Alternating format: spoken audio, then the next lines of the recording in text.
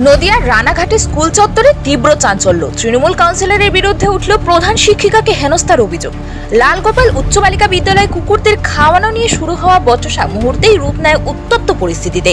অভিযোগ, ছাত্রীরা এবং সহকর্মীরা উপস্থিত থাকাকালীন স্কুলের প্রধান শিক্ষিকাকে অশালীন ভাষায় হেনস্থা করেন এক তৃণমূল কাউন্সিলর। পুরো ঘটনার পর প্রধান শিক্ষিকা থানায় লিখিত অভিযোগ দায়ের করেছেন।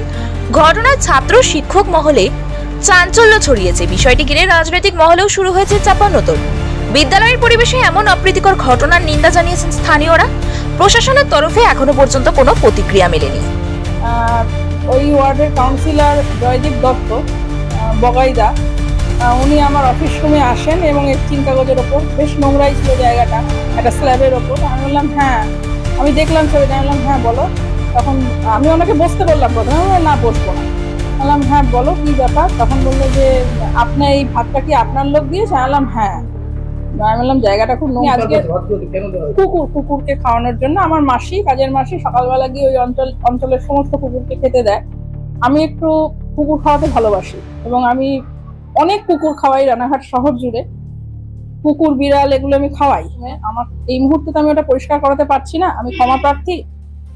আপনি আজকের মতো বিষয়টা ম্যানেজ করে নিন।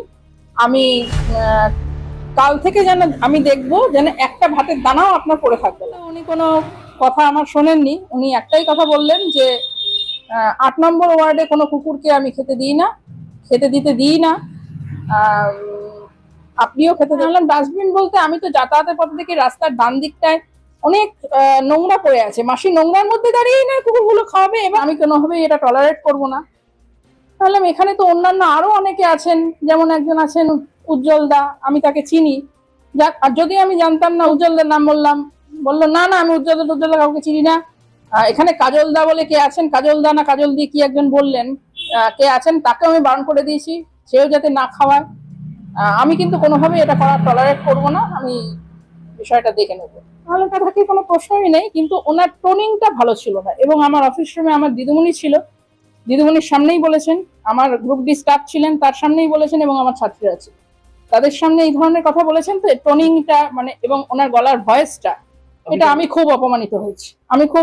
ফুল প্লেস, আমার ওয়ার্ক প্লেসে গিয়ে কেন উনি বলবেন? উনি আমাকে পার্সোনালি বলতে পারতেন যে দিদি এটা একটু পরিষ্কার।